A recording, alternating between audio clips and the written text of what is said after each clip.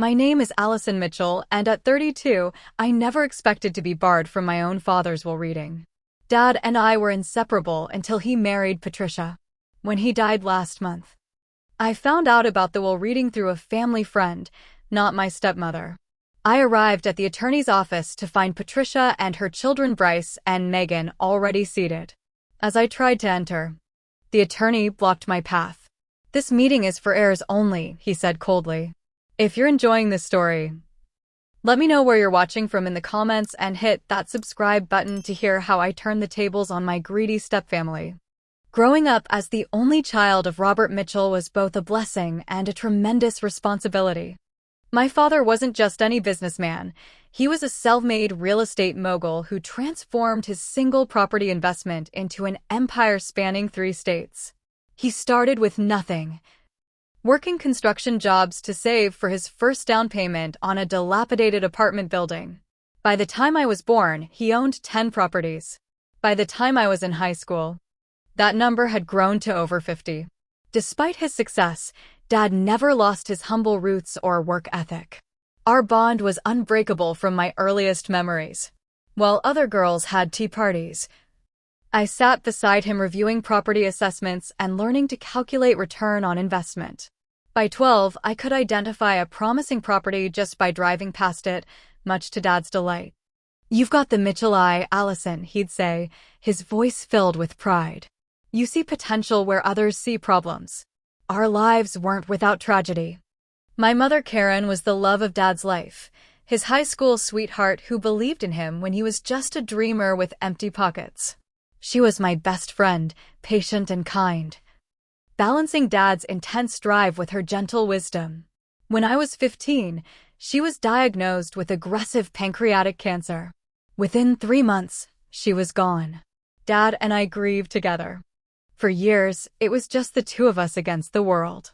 We became even closer, if that was possible. I decided to follow in his footsteps, earning my degree in real estate development and business administration.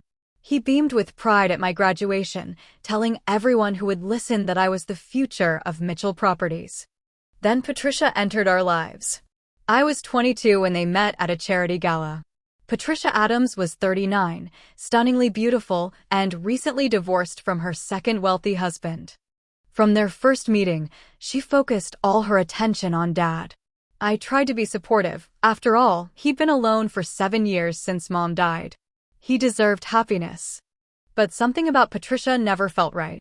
She came packaged with 2 children from her previous marriage, Bryce, then 25, and Megan, 23. Neither had jobs despite their expensive educations. They immediately began calling my father Dad and positioned themselves as his new family. The wedding was a lavish affair just 6 months after they met. I stood beside Dad as his best woman, forcing a smile while Patricia paraded around in a gown that cost more than my first car. That night at the reception, I overheard Bryce talking to a cousin.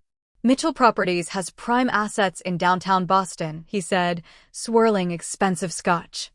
"Once Patricia secures everything, we'll finally be set for life." I tried to warn Dad, but he was completely enchanted by Patricia. "You're just having trouble adjusting, sweetheart," he said. "Give them a chance. They're good kids who've had a tough time with their father abandoning them." For the next 7 years, I watched Patricia systematically work to distance me from my father. She scheduled family vacations when she knew I had important work commitments. She forgot to relay my messages. She redecorated our family home, removing photos of my mother and my childhood until it became unrecognizable. Despite her efforts, Dad and I maintained our relationship through our work. After college, I joined Mitchell Properties officially as development director. We spent our days touring properties, negotiating deals, and planning new projects. Those hours were sacred. Patricia couldn't intrude on our business relationship, though she tried repeatedly to have her son Bryce installed in leadership positions he wasn't qualified for. "Just give him a chance," Dad would say. "He's trying to find his way." But Bryce had no interest in learning the business from the ground up as I had. He wanted an executive title, a corner office, and none of the responsibility. After he nearly lost us a major development deal through incompetence, Dad finally stopped pushing for his involvement, which only made Patricia more resentful toward me. Everything changed when Dad's health began to decline. At 68, he was diagnosed with heart failure. The doctors gave him 5 years with proper care and reduced stress. Patricia immediately positioned herself as his primary caregiver, limiting my access to him under the guise of protecting his health. Over the next 2 years, I watched my vibrant, dynamic father become a shadow of himself. Patricia controlled his medication, his appointments, and increasingly, his communication with the outside world. My visits were restricted to 30 minutes, always supervised by Patricia or one of her children. Dad seemed confused at times, not fully himself. 3 months before he died, I managed to catch him alone during a rare moment when Patricia was getting her hair done. He squeezed my hand with surprising strength. "Everything's taken care of, trust me," he whispered urgently. "No matter what happens, remember I always kept my promises to you." Before I could ask what he meant, Patricia returned and ended our visit, claiming Dad needed to rest. That was the last meaningful conversation we had. In his final days, Patricia refused to allow me to see him at all, claiming the doctors had ordered complete isolation due to infection risk. I learned about my father's death not from family, but from the local business news. "Real estate magnate Robert Mitchell dies at 70, the headline read. I sat in my office, staring at my computer screen in disbelief as my phone remained silent. No call from Patricia. No call from the hospital. Nothing. When I finally reached Patricia by calling the house, she answered with theatrical sobbing. "Oh, we've been so overwhelmed we haven't had time to call everyone," she said, though I should have been the first person notified. "The funeral is being arranged by the family." By family, she meant herself, Bryce, and Megan. I was given no input on the service, the obituary, or any arrangements. At the funeral, I was seated in the second row, not with immediate family. Patricia delivered a eulogy about their magical 7 years together, while my 2 decades as his daughter and business partner were reduced to a brief mention as his child from his first marriage. Through it all, I maintained my composure, knowing Dad would have wanted dignity above all. But inside, I was shattered not just by his loss, but by the systematic erasure of our relationship and my place in his life. The day of my father's funeral remains a blur of black attire and hollow condolences. Patricia performed the role of grieving widow flawlessly, dabbing at dry eyes with a monogrammed handkerchief while accepting sympathies from Dad's business associates, many of whom looked at me with confusion when they realized I'd been excluded from the funeral planning. "Your father was so proud of you," whispered Martin Coleman, Dad's oldest friend and business partner. "This doesn't seem right." I noticed Dad's attorney, Connor Williams, avoiding me throughout the service. Connor had been Dad's legal counsel and friend for 15 years. I'd known him since I was a teenager, yet every time I approached him at the reception, he found reasons to step away. His discomfort was palpable, heightening my suspicion that something wasn't right.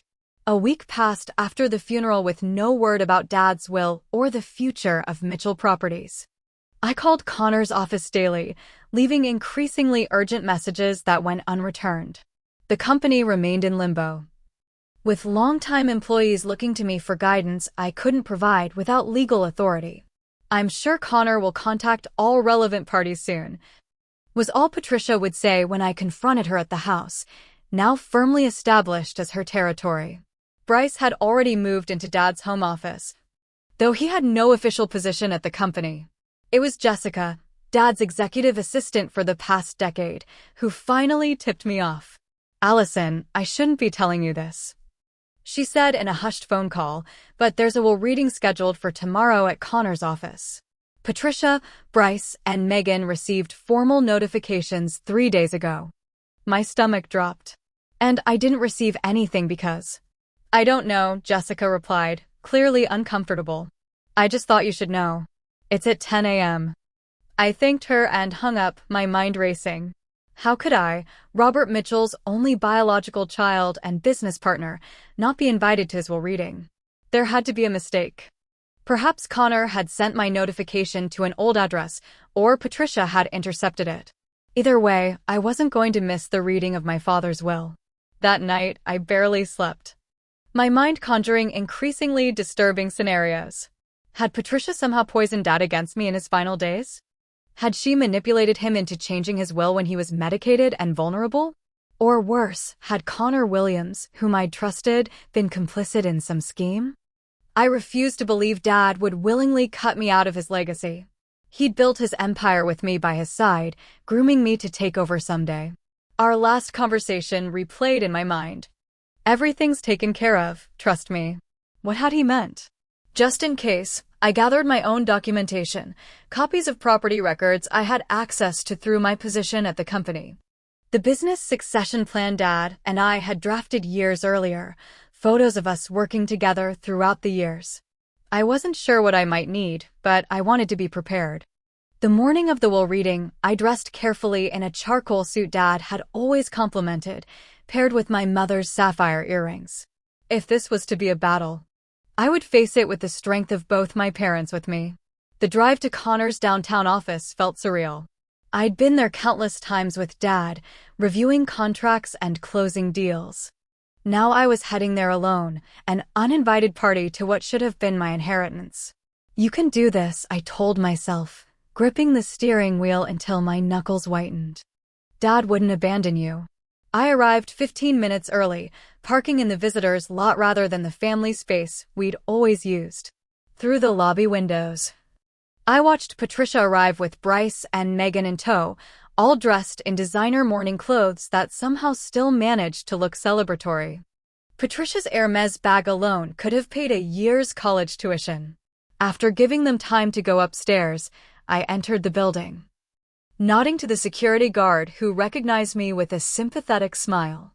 The elevator ride to the 12th floor gave me time to steel my nerves and remind myself that I belonged here, regardless of whatever games Patricia was playing.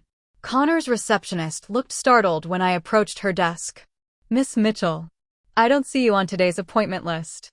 I'm here for my father's will reading, I said firmly, maintaining eye contact. Let me check with Mr. Williams, she replied, picking up her phone. Before she could dial, Connor himself emerged from the conference room, his face falling when he saw me. Alison, he said, his voice strained. I wasn't expecting you today. Clearly, I replied. I'm here for my father's will reading. Connor glanced back toward the conference room, then lowered his voice. Alison, I can meet with you privately later, but today's meeting is specified by the will. I felt my chest tighten. What do you mean, specified? I'm Robert Mitchell's daughter. Before Connor could answer, Patricia appeared in the doorway, her expression shifting from annoyance to smug satisfaction when she saw me. Connor, we're ready to begin, she called, then added with false concern, Oh, Alison. Did you have an appointment today too? Such unfortunate timing. I ignored her, addressing Connor directly. I'm here for my father's will reading, as is my right as his daughter. Connor looked genuinely pained as he placed a hand on my arm to block my path to the conference room. I'm sorry, Alison. This meeting is for heirs only. The words hit like a physical blow. Heirs only. According to the will my father had left, I was not considered an heir to the Mitchell legacy. The humiliation of being turned away from my own father's will reading burned through me as I stood frozen in Connor Williams' office lobby. Behind Connor, I could see Bryce smirking from the conference room doorway, while Megan at least had the decency to look uncomfortable. I don't understand, I managed to say, my voice embarrassingly small. There must be some mistake. Connor's expression was sympathetic but firm. I'm bound by the legal documents, Alison. I can schedule a separate meeting to discuss your situation, but I cannot include you in today's reading. My situation, I repeated, anger beginning to replace shock. My situation is that I'm Robert Mitchell's daughter and business partner of 7 years. What possible legal document could exclude me from his will reading? As I said, I'm happy to meet with you privately tomorrow, Connor replied, glancing nervously at his watch. But right now, I have a scheduled appointment to keep. Patricia stepped fully into the lobby, her designer heels clicking on the marble floor. Alison, this is so like you, creating a scene when the family is grieving. Connor has explained the situation. The will specifies who should be present, and you're not on that list. We can discuss whatever concerns you have about the company after we've handled the official business. The casual way she said the company, my father's life's work, my inheritance, my future, sent rage coursing through me. But I wouldn't give her the satisfaction of seeing me lose control. This isn't over, I said quietly, gathering my dignity. Not by a long shot. I turned and walked steadily to the elevator, back straight, head high, waiting until the doors closed before I allowed my composure to crack. The descent to the lobby felt like falling through my own life, everything I thought I knew crumbling around me. In my car, finally alone, I broke down completely. Great, heaving sobs tore through my chest as I pounded the steering wheel in frustration. How could Dad have done this to me? After everything we'd built together, how could he have left me with nothing, not even the dignity of being present at his will reading? It took nearly 30 minutes before I could calm myself enough to drive, and even then, tears blurred my vision periodically on the journey home. Not to the family estate. Patricia had made it clear I wasn't welcome there, but to my downtown apartment, purchased with my own savings from years of working at Mitchell Properties. Once inside, I collapsed onto my sofa, emotionally exhausted but too wired to rest. My mind raced through possibilities, none of them making sense. Dad and I had been partners in every sense of the word. He taught me everything he knew, trusted me with major acquisitions, introduced me as his successor to everyone in the industry. Had it all been a lie? Or had Patricia's influence in his final years been even more sinister than I'd feared? I dragged myself to the kitchen, mechanically preparing coffee I didn't want while memories assaulted me. Dad teaching me to ride a bike on the circular driveway of our first big house. Dad helping me with math homework at the dining room table. Dad beaming with pride at my college graduation. Telling everyone his daughter had graduated summa cum laude. How could these memories reconcile with being excluded from his will? Something wasn't adding up. I moved to my home office, where a photograph of Dad and me at a property groundbreaking ceremony hung on the wall. We were both wearing hard hats, grinning widely, his arm around my shoulders. That had been just 3 years ago, before his health began to decline, before Patricia's control tightened. Beneath the photo sat a small wooden box where I kept mementos. Keepsakes from my parents, Mom's favorite scarf, Dad's first business card, ticket stubs from ball games we'd attended together. I opened it now, seeking comfort in these tangible connections to my past. Among the items was a small leather notebook I hadn't looked at in years, Dad's original property journal where he'd tracked his earliest investments. I'd forgotten he'd given it to me when I joined the company officially. To remind you where we started, he'd said. I opened it, running my fingers over his familiar handwriting. When something slipped from between the pages, a newer sheet of paper with recent notations. Dad's handwriting, but shakier than I remembered. Dates from just last year. References to property transfers, and something called Plan B underlined twice. Property transfers? I hadn't been aware of any significant changes to our holdings in the past year. As development director, I should have known about any major transactions. A chill ran through me. What if Dad had been making business moves without my knowledge? What if he really had cut me out? But then why would he have left this note in a journal he knew I had? I grabbed my laptop and began searching through the company files I had access to, looking for any unusual transactions or property movements in the past year. At first, nothing seemed amiss. The usual maintenance costs, tenant agreements, development plans for our newest projects. Then I noticed a pattern. Several of our most valuable properties, including the downtown high-rise that was the crown jewel of Mitchell Properties, showed strange notation changes. The ownership entity had shifted from Mitchell Properties Incorporated to something called Sunset Holdings LLC. I'd never heard of Sunset Holdings. Digging deeper proved frustrating. I didn't have access to the full transaction records, only the updated property listings. Whatever had happened with these properties, it had been done carefully, quietly, and without my knowledge. I needed help. After a moment's consideration, I called James Parker. A private investigator Dad had used occasionally for background checks on potential business partners. I need information on a company called Sunset Holdings LLC, I explained after brief pleasantries. And I need to know if there's any connection to my father or Mitchell Properties. I'm sorry about your dad, Alison, James said kindly. He was a good man. I can look into this for you, but it might take a few days. That's fine, I replied. Just, please be discreet. I'm not sure what I'm dealing with here. The next week was agonizing. I avoided calls from work, using accumulated vacation time to give myself space to process. Several colleagues reached out with confused messages, apparently. Patricia had sent a company-wide email announcing that Bryce would be taking over as CEO, effective immediately. The Mitchell Properties I'd helped build was being handed to a man who couldn't tell a zoning law from a zone defense. On the 5th day after the will reading, my phone rang with Patricia's number. Against my better judgment, I answered. Alison, darling, her voice oozed false sympathy. I thought you should hear the news from family. The will reading went exactly as expected. Your father left Mitchell Properties to me and my children. I'm afraid there was no provision for you. My hand tightened around the phone. That's not possible. Oh, but it is, she continued, clearly enjoying herself. Connor explained that your father revised his will shortly after our marriage. Apparently he had concerns about your ability to manage such a large enterprise.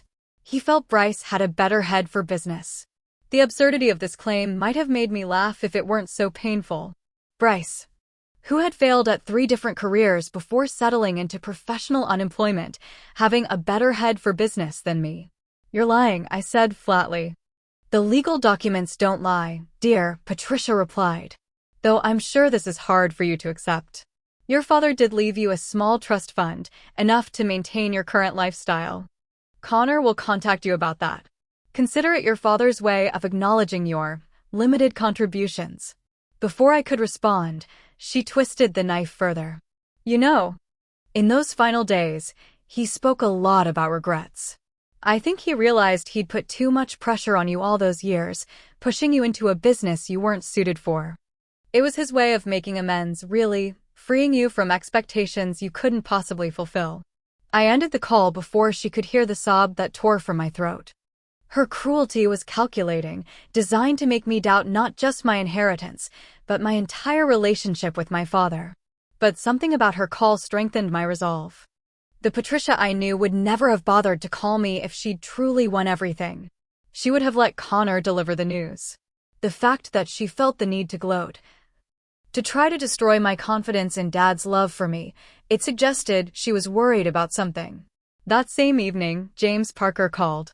You're going to want to sit down for this, Alison, he said without preamble.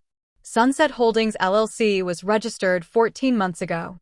The sole owner and managing member is Alison Karen Mitchell. My heart stopped. That's me. Exactly. James confirmed. And Sunset Holdings now owns approximately 80% of what were formerly Mitchell Properties' most valuable assets.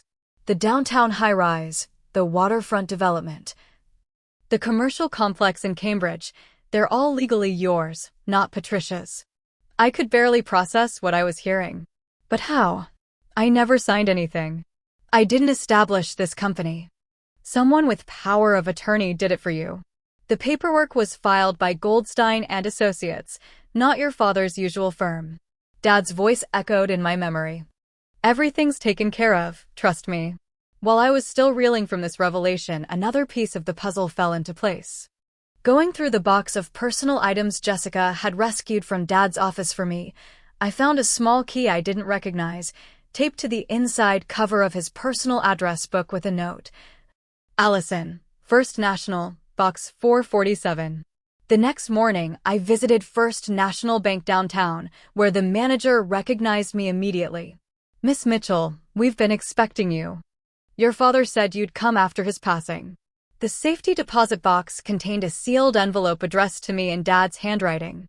With trembling fingers, I opened it once I was alone. My dearest Alison, it began.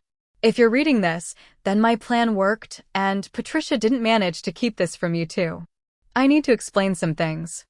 The letter in my hands felt like the last connection to my father, his final communication from beyond the grave.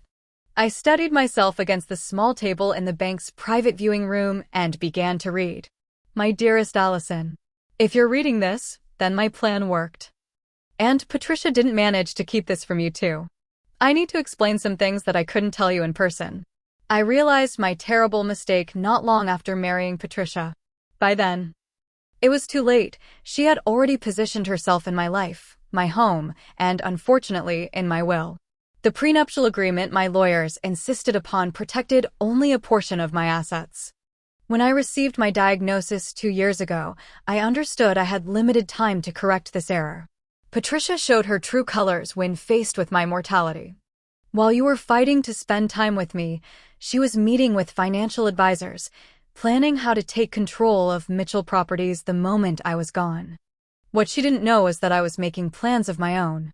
Over the past 14 months, I've been quietly transferring my most valuable properties out of Mitchell Properties and into Sunset Holdings LLC, a company I established in your name, using the power of attorney you granted me years ago for business matters. The name comes from our favorite spot at the lake house, where we used to watch the sunset together after your mother passed.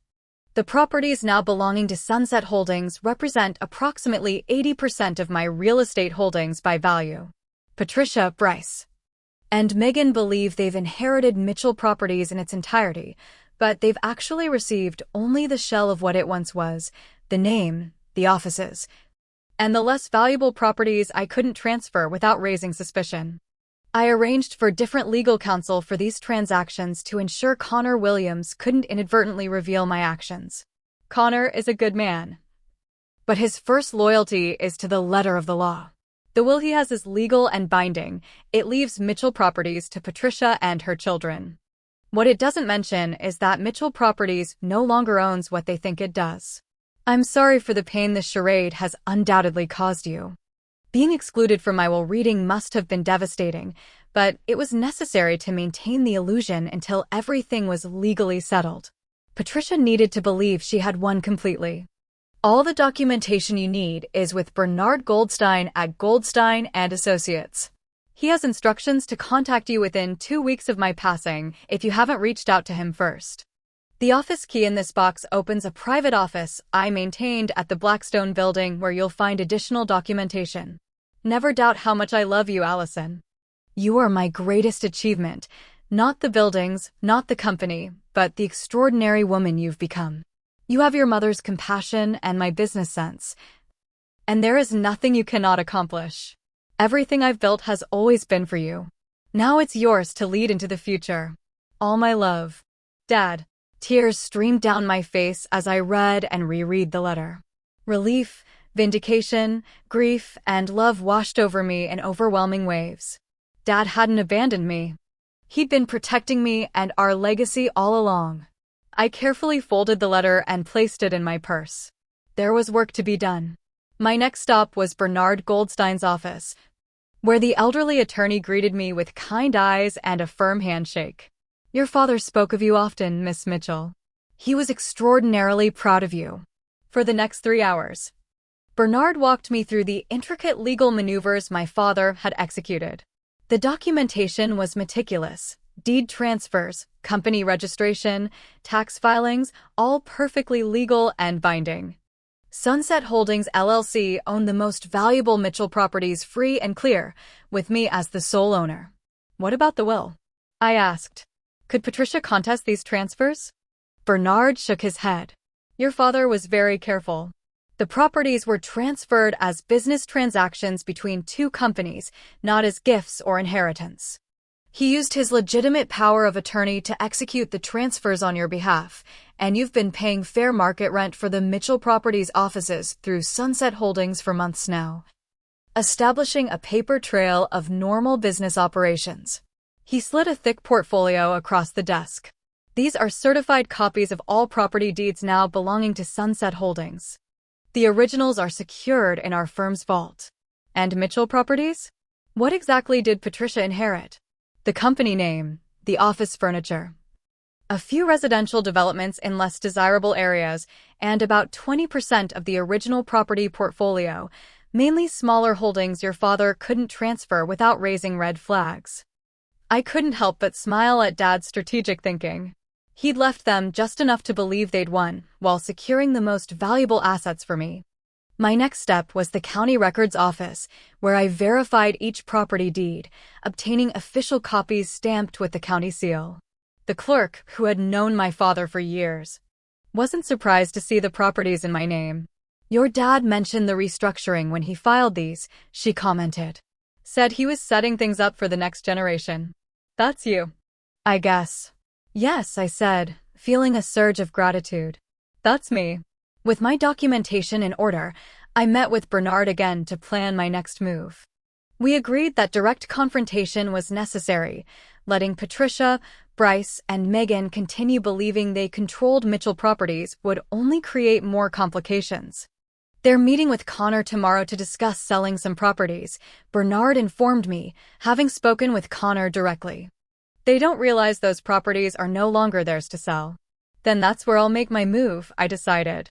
That night, I barely slept, rehearsing what I would say, how I would handle their reactions. I wasn't just reclaiming my inheritance, I was honoring Dad's final wish, carrying forward the legacy we had built together. Morning arrived with a clarity I hadn't felt since before Dad's death.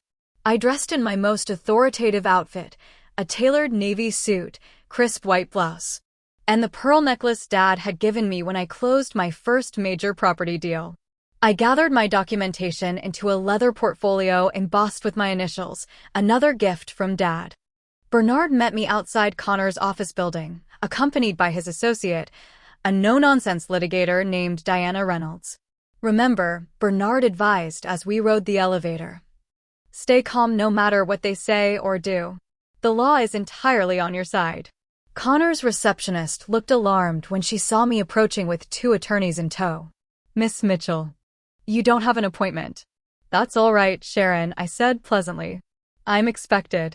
Without waiting for a response, I strode past her desk toward the conference room where I knew they would be meeting. Through the glass walls, I could see Patricia, Bryce, and Megan seated around the table with Connor, reviewing documents, presumably plans to liquidate properties they didn't actually own. I pushed open the door, Bernard and Diana behind me. "Sorry I'm late," I announced, my voice steady despite my pounding heart. "I believe you're discussing my properties." The stunned silence that greeted my entrance was almost worth the pain of the past weeks. Patricia recovered first, her carefully Botoxed face managing to show both surprise and disdain. "Alison," she said, voice dripping with false concern. "This is a private meeting." "Connor, I thought we discussed this." Connor Williams looked genuinely confused, glancing between me and my legal team. "Alison, as I explained before, this meeting concerns Mitchell Properties assets." "Yes," I interrupted smoothly, placing my portfolio on the conference table. "That's exactly why I'm here."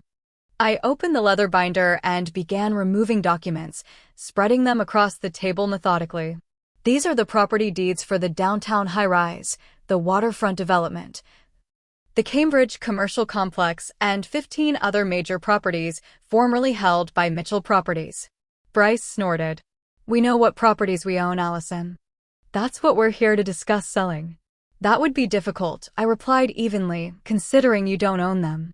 I turned the documents to face them, pointing to the ownership line on each deed. "Sunset Holdings LLC is the legal owner of these properties. Has been for nearly a year now." Connor frowned, reaching for the nearest deed. "That's not possible. Mitchell Properties has owned the downtown high-rise since 1998. Until 14 months ago," I corrected him, "when ownership was transferred to Sunset Holdings." "What the hell is Sunset Holdings?" Bryce demanded, his face reddening. Bernard stepped forward, placing his business card on the table. "Sunset Holdings LLC is a company registered in the state of Massachusetts, with Alison Mitchell as the sole owner and managing member. I oversaw the legal establishment of the company at Robert Mitchell's request." Patricia's composure finally cracked. She snatched up one of the deeds, her hands shaking. "This is forgery." Robert would never transfer properties without telling me. Connor, call security. Before you do that, Diana interjected, you might want to examine the documentation. These transfers were executed by Robert Mitchell using his legitimate power of attorney for Alison Mitchell. They were properly filed, recorded, and have been part of public record for months. Calling security would only create an embarrassing scene for nothing. Connor was rapidly flipping through the deeds, his legal mind processing what he was seeing.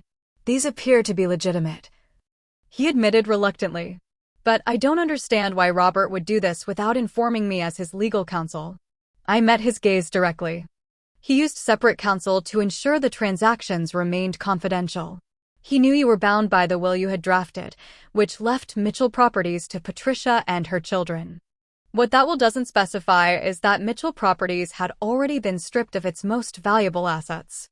The color drained from Patricia's face as the reality of the situation began to sink in. Megan, who had remained silent until now, burst into tears. This can't be happening, she sobbed.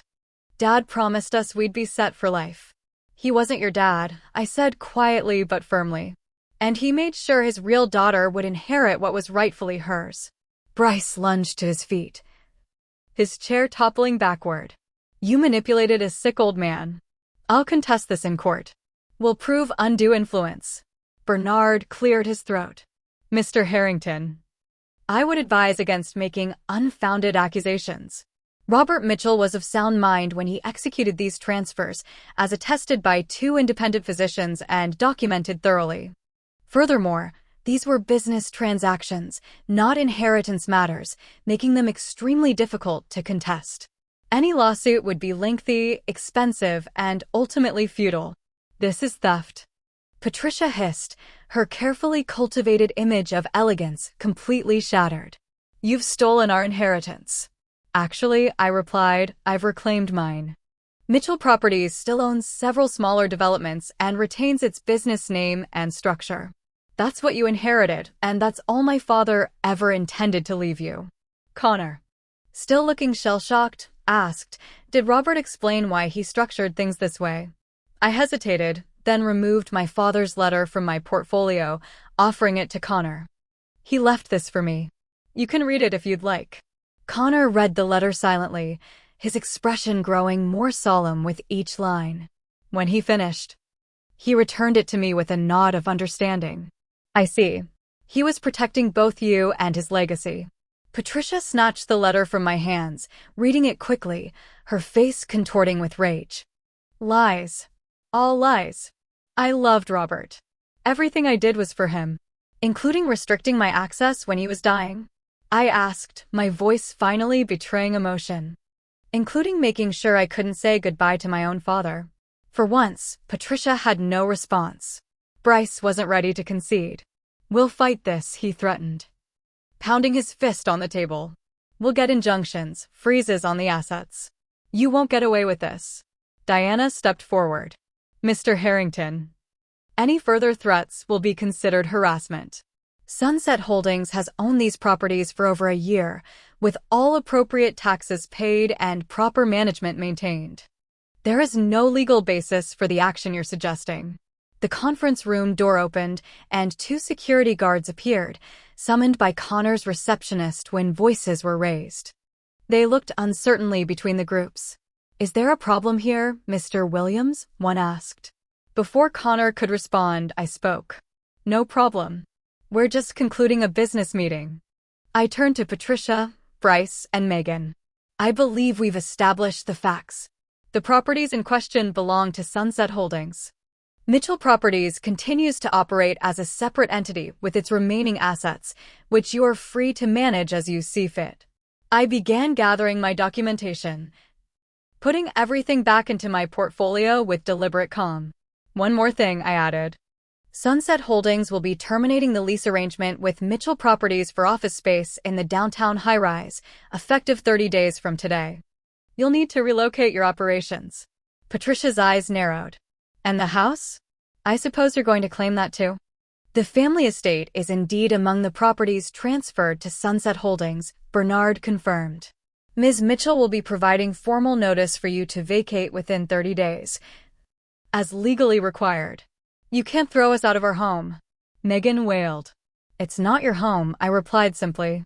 It's my childhood home, where I grew up with my parents.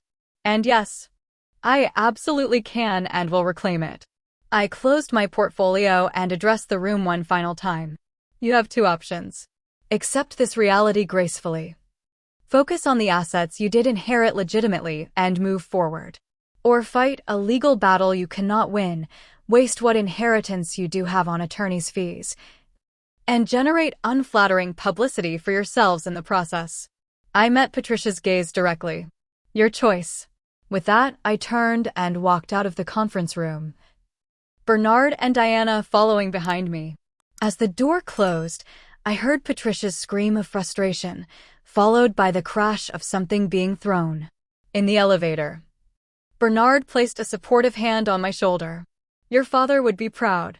You handled that with remarkable composure. I let out a long breath, feeling the tension of the confrontation beginning to dissipate. I learned from the best. As we reached the lobby, Diana checked her watch.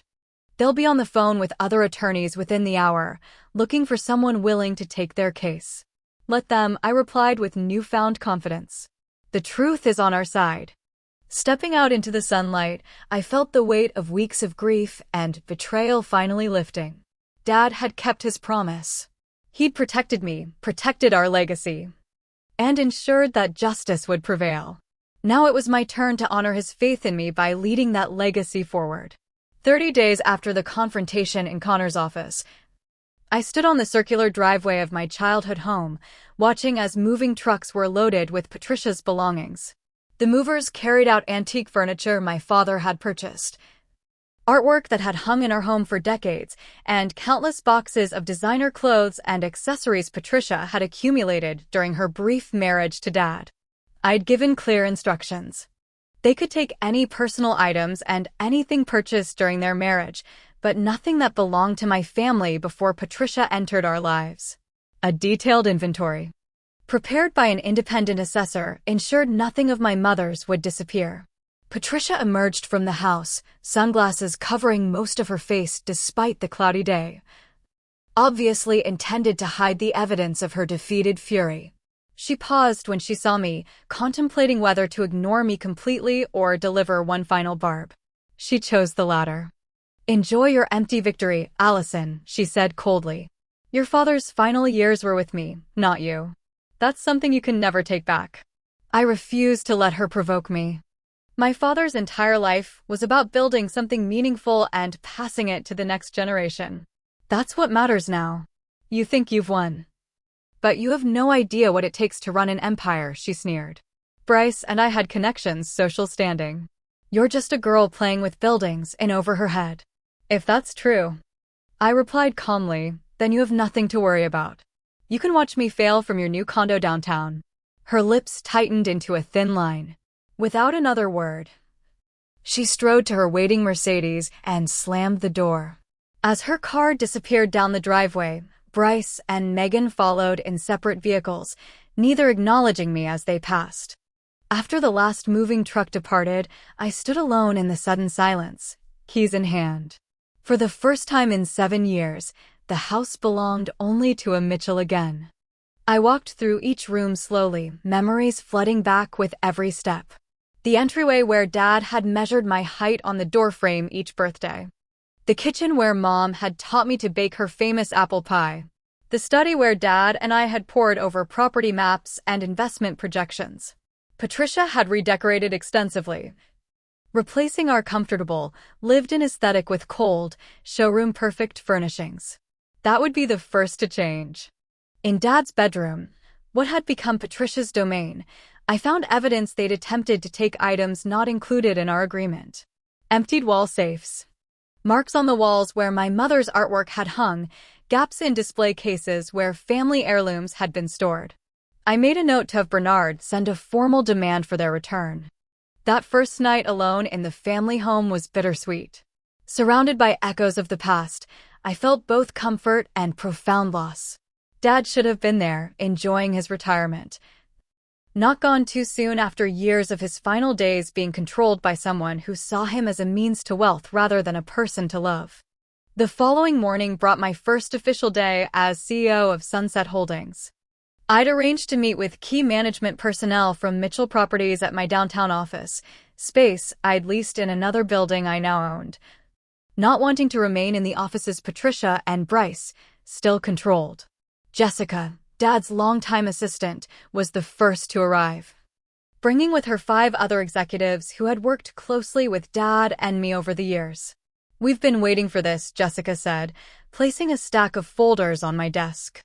"These are resignation letters from everyone in this room, effective immediately from Mitchell Properties, along with applications to join Sunset Holdings." I was touched by their loyalty. "You know this might get messy. Patricia and Bryce won't take this well." Martin Coleman, Dad's oldest friend and our head of acquisitions, spoke up. "Patricia's been impossible since your father died last week.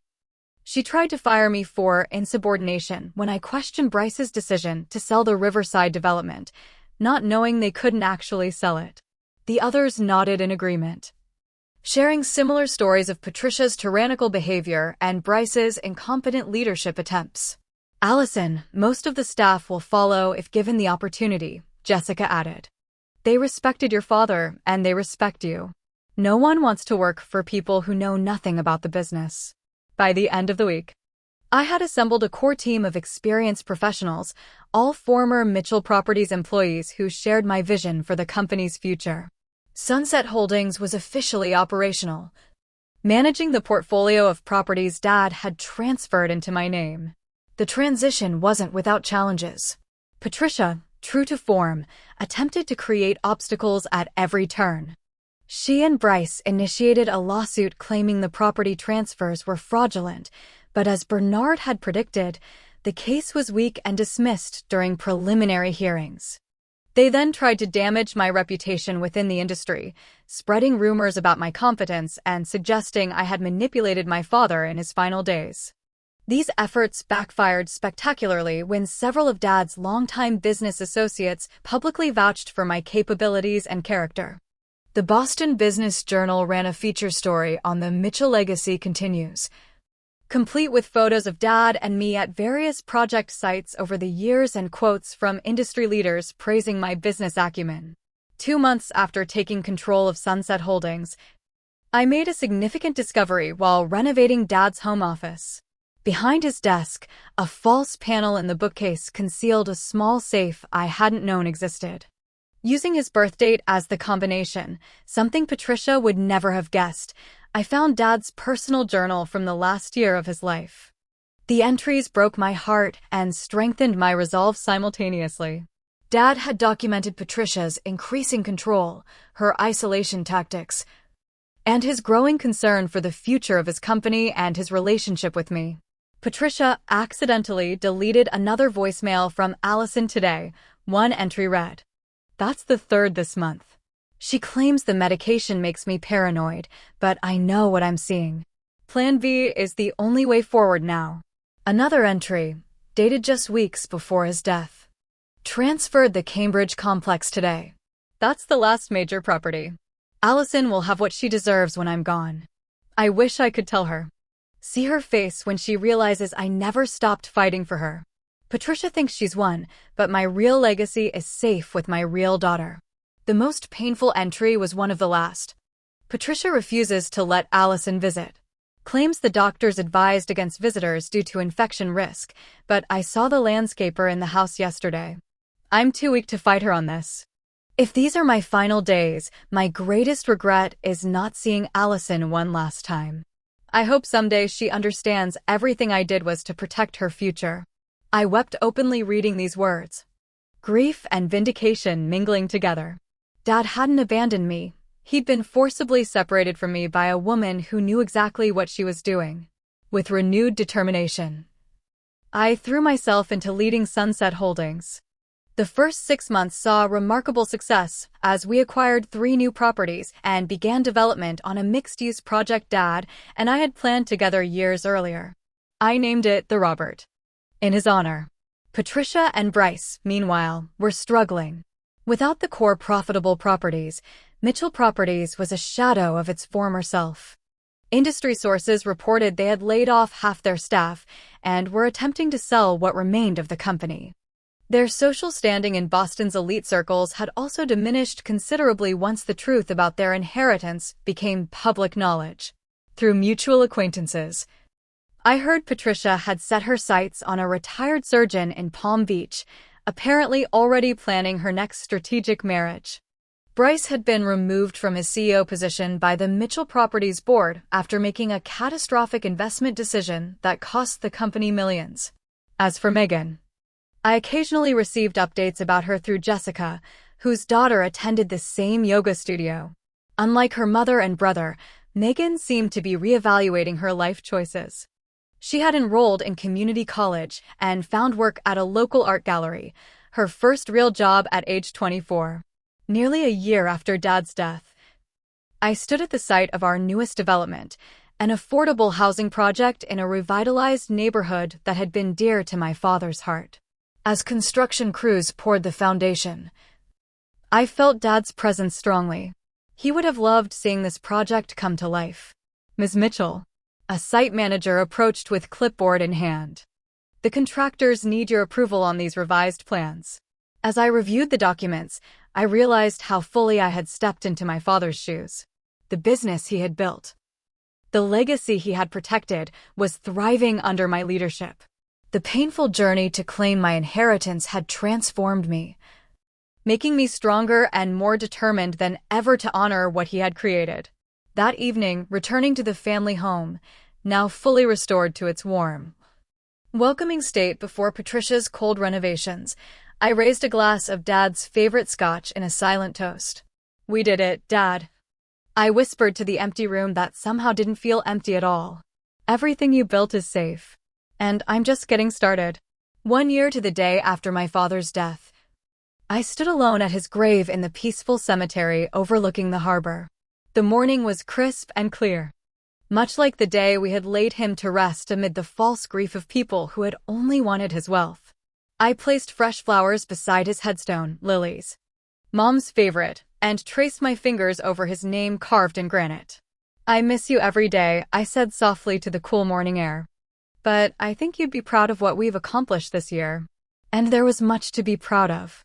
Sunset Holdings had not only maintained the properties Dad had transferred, but had expanded our portfolio with strategic acquisitions he would have approved of. The Robert, our mixed-use development named in his honor, was ahead of schedule and under budget. Most importantly, I had established the Robert Mitchell Foundation, dedicated to providing housing assistance and business education to low-income families. As I stood in contemplation, the sound of footsteps on the gravel path drew my attention. To my surprise, Megan approached hesitantly, also carrying flowers. "I didn't expect anyone else to be here," she said, awkwardly holding her bouquet. "I can come back later." "It's okay," I replied, stepping back from the grave. "We can both be here." Megan placed her flowers beside mine and stood in silence for a moment before speaking again. "I've wanted to contact you for months, but I wasn't sure you'd want to hear from me." I studied her face, noticing changes from the entitled young woman I'd known. Her designer clothes had been replaced by simple jeans and a sweater, her heavily made-up face now natural and showing signs of maturity. "Why are you here, Megan?" I asked directly. She sighed, pushing her hair behind her ears. "To apologize, for one thing. And to tell you that you were right about my mother." We moved to a nearby bench overlooking the harbor, and Megan explained how the past year had transformed her understanding of her family dynamics. "After everything fell apart, Mom immediately started looking for her next target," she said, disgust evident in her voice. "It was like your father meant nothing to her beyond what he could provide. It made me question everything, our whole lifestyle, moving from one rich husband to another." Megan had broken away from Patricia and Bryce, getting her own apartment and supporting herself for the first time in her life. She discovered a passion for art curation at the gallery where she worked and was pursuing a degree in art history. "I'm not asking for forgiveness or money or anything like that," she clarified. I just wanted you to know that your father was kind to me when he didn't have to be, and I'm sorry for how my family treated you. You deserved better, and so did he. Her sincerity was unexpected but welcome. While I couldn't forget the pain her family had caused, I recognized the courage it took for her to approach me. Thank you for telling me this, I said. It means something. As we parted ways, Megan asked hesitantly, "Do you ever hear from Bryce?" I shook my head. Not directly. I know he tried to start his own development company, but it folded within months. Megan nodded sadly. He's spiraling. Gambling, drinking, blaming everyone but himself. I've tried to reach out, but he refuses to admit anything is his responsibility. And Patricia, engaged to a widowed hotel magnate in Miami, Megan replied with a grimace. Some people never change. Our unexpected meeting at the cemetery marked the beginning of a cautious reconciliation. I couldn't fully trust Megan, but I believed in her desire to create a life independent of her mother's manipulations. Over the following months, we occasionally met for coffee, carefully avoiding discussion of business matters but finding common ground in other areas. Professionally, I continued to strengthen Sunset Holdings' position in the market. At a charity gala benefiting the Robert Mitchell Foundation, I met Jason Winters, an architect whose firm specialized in sustainable urban development. Our shared passion for responsible growth in the city led to both professional collaboration and a personal connection I hadn't expected. Your father's company had a reputation for development that respected neighborhood character, Jason told me during our third dinner together. That's rare in this industry. Now you're taking that even further with your affordable housing initiatives. Dad believed in building communities, not just buildings, I explained. He never forgot what it was like to struggle in his early years. Unlike previous relationships, where I'd always held part of myself back, with Jason I found myself able to be fully authentic, sharing both my strengths and vulnerabilities. He understood the weight of carrying on a legacy while establishing my own vision, having taken over his father's architectural firm after his retirement. 6 months after our first meeting, Sunset Holdings and Winters Architecture announced a partnership on a major development combining market rate and affordable housing, with green spaces and community facilities integrated throughout. The project garnered attention throughout the industry for its innovative approach. On the personal front, the greatest surprise came when Bryce contacted me out of the blue, requesting a meeting. Against Jason's concerned advice, I agreed to see him at a neutral location, a downtown coffee shop. The man who arrived bore little resemblance to the arrogant, entitled Bryce I remembered. His designer clothes had been replaced by an off-the-rack suit, his confident swagger by a hesitant demeanor. I've hit bottom, he admitted without preamble. Lost everything, including my self-respect. I'm sorry to hear that, I replied honestly. But why come to me? Because you're the only person who ever told me the truth, he said, meeting my eyes for the first time. Everyone else either enabled me or wanted something from me. You were straight about who I was and what I was doing. Bryce had entered rehab for his gambling addiction after losing a significant investment from one of Patricia's friends. During his recovery, he'd been forced to confront not just his addictions, but his entire approach to life. I don't expect you to trust me or help me, he continued. But I need to apologize for how I treated you and your father. He tried to teach me about business, about working for what you want, and I was too proud and lazy to listen. The conversation was uncomfortable but necessary, a closure I hadn't realized I needed. Before we parted, I made him an unexpected offer. Sunset Holdings is opening a new division focused on property management. It's entry-level, but it would give you a chance to learn the business from the ground up, the way Dad wanted. Bryce looked stunned. After everything that happened, you'd give me a job. Not a job, I clarified. An opportunity to earn your own way, with clear expectations and no special treatment. You'd report to a division manager, not to me. Why would you do this? I considered the question carefully, because I think it's what Dad would have done. He believed in second chances and hard work. The question is whether you're finally ready for both. 2 weeks later, Bryce started at Sunset Holdings. beginning the long process of rebuilding his life and professional reputation from scratch. Whether he would succeed remained to be seen, but the opportunity for redemption was there if he chose to embrace it. As for Patricia, she remained the one person I couldn't forgive. Her manipulation of my father in his vulnerable final days. Her deliberate efforts to separate us when he needed me most. These were wounds too deep for reconciliation. When news of her latest engagement reached me, I could only hope her new target was more aware of her true nature than my father had been. On the second anniversary of Dad's death, I visited his grave again, this time accompanied by Jason. We had just finalized plans for the Robert Mitchell Community Center, an extension of the Foundation's work providing business education and mentorship to aspiring entrepreneurs from disadvantaged backgrounds. I wish I could have met him, Jason said as we stood before the headstone. He would have liked you, I replied, smiling at the thought. He valued authenticity above almost everything else. It just took him a while to recognize when it was missing.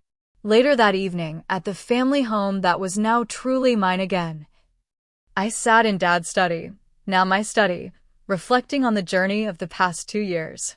The pain of his loss would never completely fade, but it had transformed into something constructive. A determination to honor his legacy while building my own.